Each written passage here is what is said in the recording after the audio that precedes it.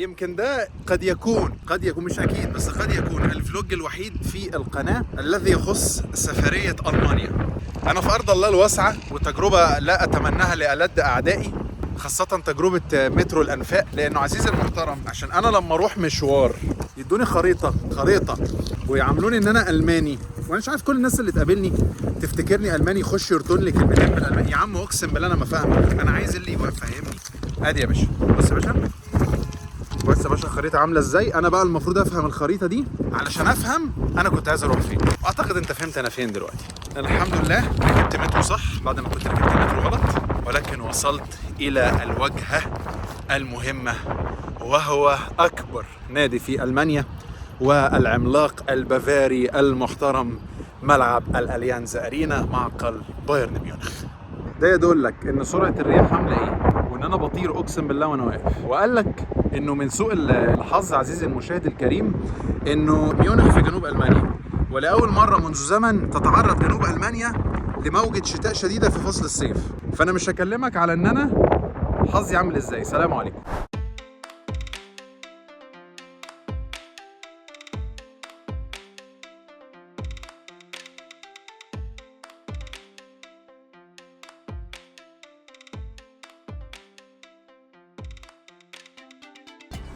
دي بداية بقى الجولة ايه في المتحف. تدخل كده تلاقي فيه شاشات، في 3 بيتقال لهم اعمل لهم صيانة ورا ملناش دعوة. شاشات بقى كده يقعد يعرض لك الحاجات والدنيا والتواريخ واهم الانجازات والبطولات واللعيبة، شغل فاخر. بعد كده ده يبقى مدخل المتحف دايركت على طول. هنا بقى طبعا السداسية التاريخية في سنة 2020 عام الكورونا، الدوري، الكاس، التشامبيونز ليج، السوبر الأوروبي والسوبر الألماني، وعندك كاس العالم للأندية. السداسية التاريخية لكل اللعيبة اهي، الناس كلها بتتصور مع اللعيبة. وبعد كده ترجع هنا ساديو ماني طبعا هناك اهو، بس ماشي اهو، بص لسه ما شالوهوش والله. والباقي اهو كله هنا موجود، دول لعيبة الموسم ده. هنا بقى معظم المتعلقات والحاجات اللي اتلعبت بيها اول الماتشات. يعني ده اول طقم لبسه بايرن ميونخ في 1900، ودي اول كورة اتلعب بيها الماتشات في البوندسليجا بقى والحاجات الحلوة دي. وشوية بقى ايه حبشتكنات كده ومتعلقات شخصية وده مش عارف يعني مش عارف اسمه، ماكس حاجة، The First National Player. ده أول لاعب ألماني، ده أول لاعب ألماني. شغل محترم، شغل فاخر. دي بقى شاشة زي ما انت شايف كده، قاعد بيلعب، هيدوس عليها يغير السكرين دي، وانت لو عايز تتصور هنا هتتصور بقى على اللي انت عايزه. بص الولد عمال ها، ويا حاجة في منتهى الروعة.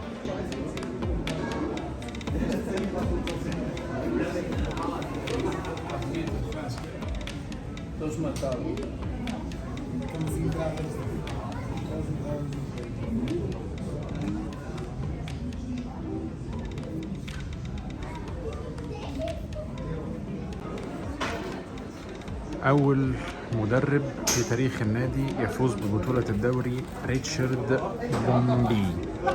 طبعا هو بيحكي لك هنا تاريخ الصورة دي لآيرن روبن، طبعا نهائي 2013 اللي البايرن كسبه قدام بروسيا دورتموند، واللي كان ساعتها بيدربهم يورجن كلوب، والفرحة التاريخية للطائر الهولندي. هنا عندك التيشيرت بقى بتاعت مانويل نوير اللي موقعة بايده 2013 التشامبيونز ليج. عندك دي التيشيرت الحمراء دي موقعة من توماس مولر، ودي كورة الفاينل. انا شايف الديزاين بتاعها بصراحة كان فشيخ جدا جدا، وجزء من الشبكة وجواب من ميشيل بلاتيني.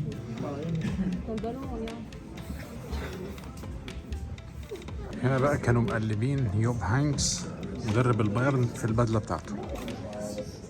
بس البدله دي اللي بيها الفاينل بتاع التشامبيونز ليج، ودي الخطه اللي كانت في الماتش ده ساعتها.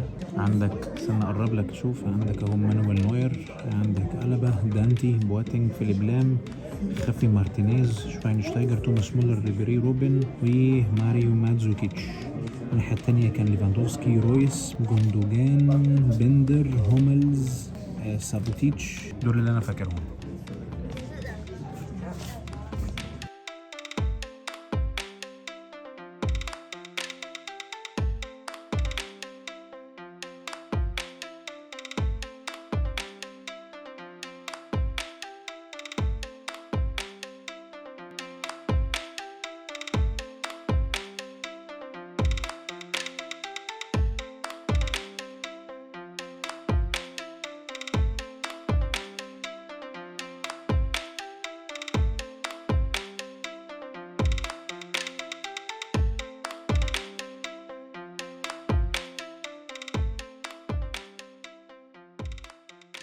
ده درع كان متسلم عشان المشاركة في الشامبيونز ليج فاينل، ملعب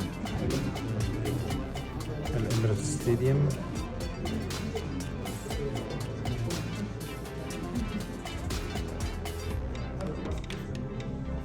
ده ملعب اسمه الجرون فالدر، اتمنى اكون نطقته صح. يعني ده المفروض ان الملعب اول ملعب لعب عليه بايرن ميونخ ماتشاته، وكسب عليه اول ديربي محلي، وشهدت فيه مباراه من المباريات قدام نويرنبرج حضور 58 ألف متفرج في سنة 1960. وده يعني كانت حاجة ما حصلتش قبل كده طبقا للي أنا قريته وفهمته. وده مجسم طبعا لشكل الملعب ساعتها كان عامل كده. هنا بقى هم بيعملوا زي ما تقول كده ايه، احياء لذكرى كارثة الباسبي بيبيز او كارثة لاعبي مانشستر يونايتد، الحادثة اللي حصلت الشهيرة بتاعة تحطم الطائرة ومات فيها 8 من لعيبة مانشستر يونايتد، ونجا مدرب الفريق باسبي بحياته هو وكذا عدد من اللعيبة. فهم هنا في بايرن بيخلدوا ذكرى الكلام ده في سنة 1958 بسبب ان الحادثة دي حصلت على مطار ميونخ، فهم بيخلدوها هنا. ودايما يقول لك ان اور هارتس، يعني دائما في قلوبنا. طبعا معروف مجسم للملعب الاولمبي في برلين. عايز بقى تروق على حالك، تشرب حاجه زي الشباب دي كده، تعمل ميتنج، تعمل التفاصيل دي كلها، تروق تجيب حاجه تشربها وهتدفع. انا بس بعرفك يعني. الحلو هنا ايه بقى، ان انت بتلاقي بص شاشه كده مكتوب عليها اسئله وحاجات، تقعد بقى ايه تجاوب وتشوف. فتعالى كده نشوف. بيقول لك ايه: How many titles did FC Bayern win from من 80 ل 89؟ كام لقب بايرن كسبه؟ هقول لك 5 بالظبط. يا نهار ابيض، كسبوا 10 10 ارقام في الناحيه دي. بص بينزلك بقى الاجابه وبيفصلها لك. ادي دوري 1 2 3 4 5 6 دوري و4 كاس. ناخد لنا سؤال كمان تاني عشان منظري ما يبقاش وحش قدامكم. which club did FC Bayern against more frequently in Bundesliga؟ مش عارف ايه اعتقد شتوتجارت عشان نادر. طلع غلط، مفيش مشاكل.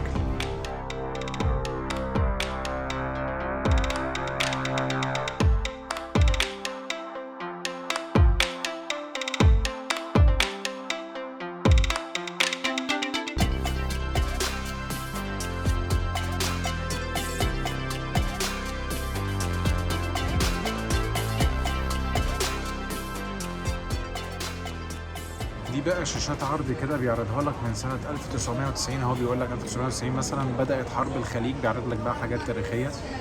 هنا بيقول لك ان مايكل شوماخر مش عارف كسب تقريبا اول بطولة فورمولا 1 ليه. هنا مش عارف، بس دي واضح ان هي عندهم حاجة مهمة بدليل كمية الناس اللي عمالة تصور دي. هنا البطارية دي ليها حكاية، انه ده مجسم كان بيتحط في ارض الملعب.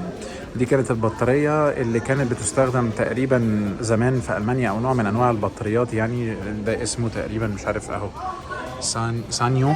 المجسم ده زي الرعاة كده، زي السبونسرز عندنا وفي اي حتة يعني. القصة اللي هي قصة انه كلينزمان اللاعب الالماني المشهور لما اتبدل خرج من ارض الملعب زي ما انت شايف في تسلسل الصور.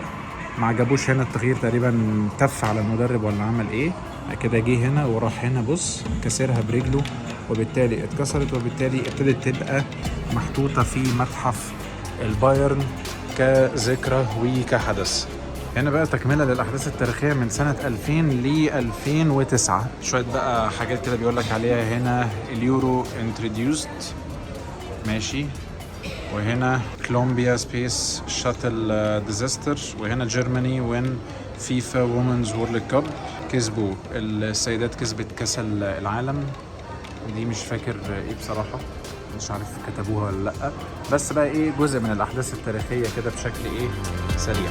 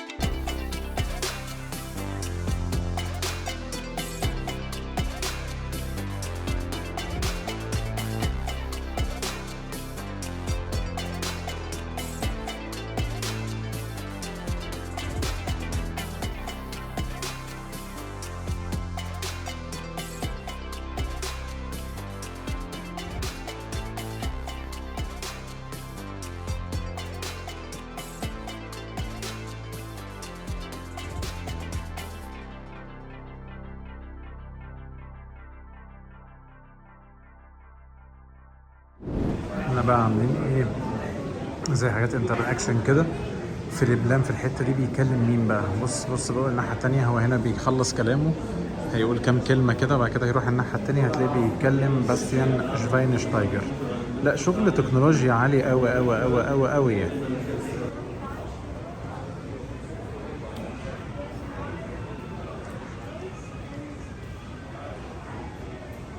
هنا بقى بتتصور هنا على الأجهزة دي وبعد كده تتحط صورتك هنا على الشاشات دي كلها.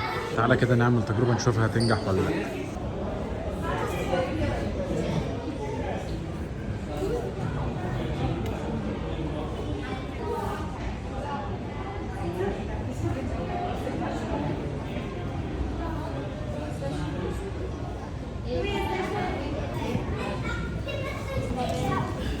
سيذكر التاريخ أن جميل المحيا دون صورته.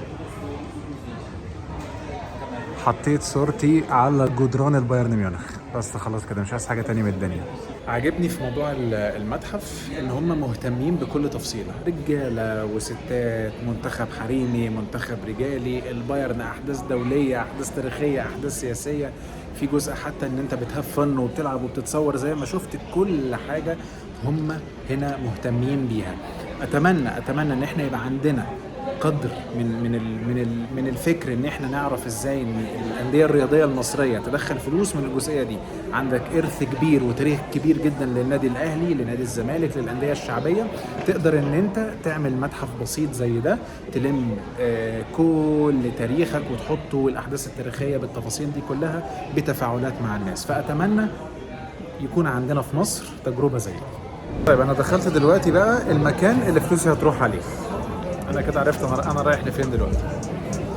عرفت انا رايح لفين دلوقتي. السلام عليكم.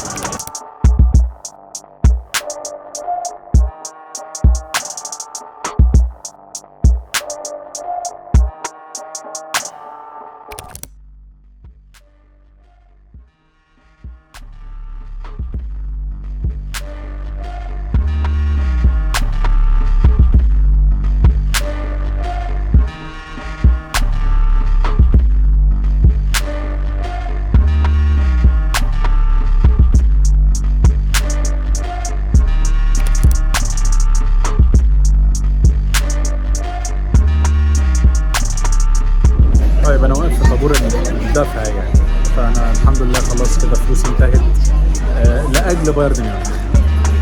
من هنا بقى هتبدا الجوله بتاعتنا للارينا تور. ننزل بقى نشوف الارينا تور وبتاع. في كلام على اوضه اللبس وفي كلام على تانل اللعيبه، الله اعلم الكلام ده حقيقي ولا لا بس هنشوف. وبدات الرحله من داخل الاليانز ارينا. مكان الجماهير اهي، ده مكان الجماهير، مكان اللي تجيب منه السناكس والحاجات. مطالع ومنازل الجماهير. ارضيه الملعب لسه بتتعمل، انا هحاول اجيبها لكم يعني ونشوف ملعب الاليانز بيقول ايه. هذا الرجل هو مرشد هذه الرحله.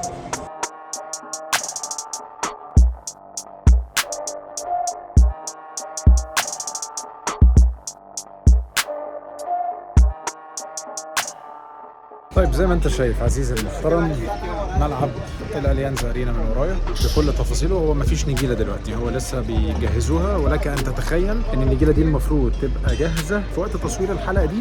احنا يوم الاحد 7/8 والمفروض ان اول ماتش البايرن ميونخ الاسبوع اللي جاي تقريبا او حاجه زي كده، يعني فاضل اسبوع او حاجه.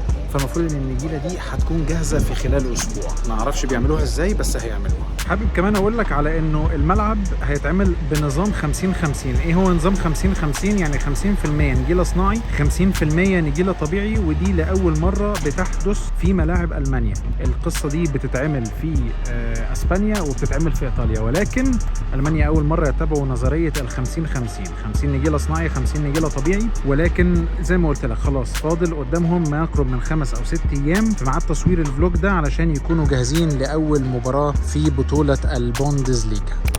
زاويه تانية من ارض الملعب، من النص بقى بالظبط، من النص بالظبط. الحتت اللي قدامنا البيضه دي اللي عليها مقاعد اللعيبه والجهاز الفني والكلام الحلو ده كله. ولكن ده نص الملعب بالظبط. وهنا بقى دي اللي هي المقصوره والتفاصيل دي كلها، ودي بتصنف بان هي اغلى كراسي موجوده في الاستاد كله.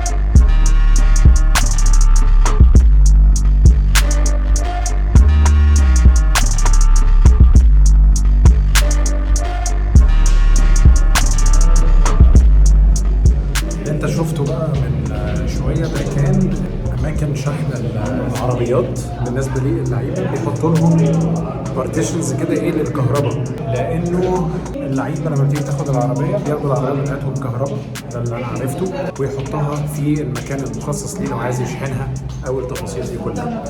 فجاهزيه للملعب 100 على 100 مش 10 على 10.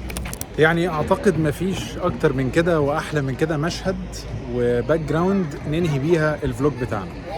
فلوج كان فيه المتحف، كان فيه الفان شوب او الستور بتاع بايرن ميونخ، كان فيه الجولة او التور السريع جوه الملعب. اعتقد انها كانت حاجة مختلفة، قلت ايه اروق بيها عليكم كده عشان تحضر ملعب الاليانز ارينا معقل النادي البافاري من جوه بكل تفاصيله كانك كنت موجود بالظبط. مش محتاج اقول لك بقى من ملعب الاليانز ارينا ما تنساش تعمل لايك وشير وسبسكرايب وتدوس على جرس التنبيهات عشان توصل لكل الحلقات اللي بتنزل اول باول على طول، وتتابعني على كل السوشيال ميديا بلاتفورم بتاعتي، هتلاقيني بننزل حاجات مختلفه من تفهم بقى اللي فيها. اذن هي تحياتي عمر خالد من اليانز ارينا والركن البافاري. دمتم في رعايه الله وامنه، والسلام عليكم ورحمه الله وبركاته.